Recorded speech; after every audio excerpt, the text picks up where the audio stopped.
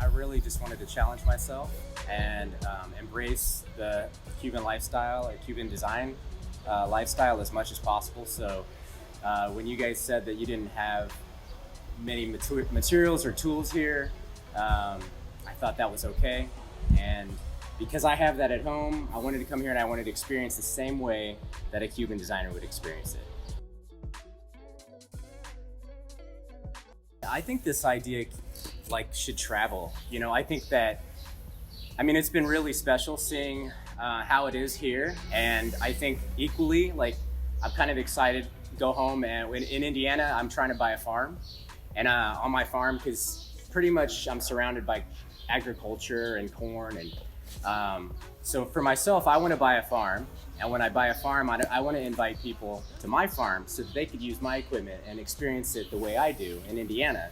So I think that this idea is definitely going to catch on, and we've all talked about how we really should do something like this more often in other places.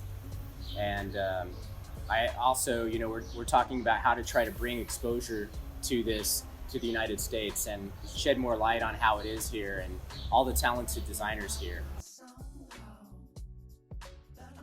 So a lot of the times when I've talked to the Cuban designers, they're talking about the material scarcity, mostly.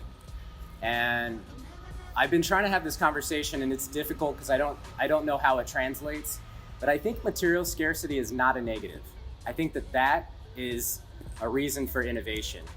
And I think that when you're pushed against the walls and you have these limitations, you have to think so hard outside of the box. And everyone here, I can see it, they're very smart and they're very good at adapting and improvising.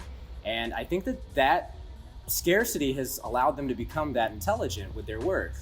And I think that if they can stop thinking of it as a problem and embrace it as a way to improve their work, I think that they'll take it even further. You know what I mean? From what I've seen, I think that the biggest challenge is really the audience.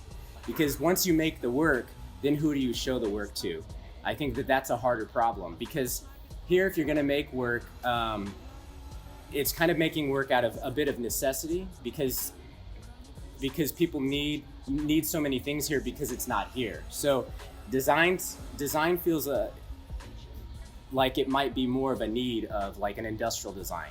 But I think that to do something more creative and more artistic, then who becomes the audience? It's how do you take that work outside of here? And I think that that's the biggest challenge.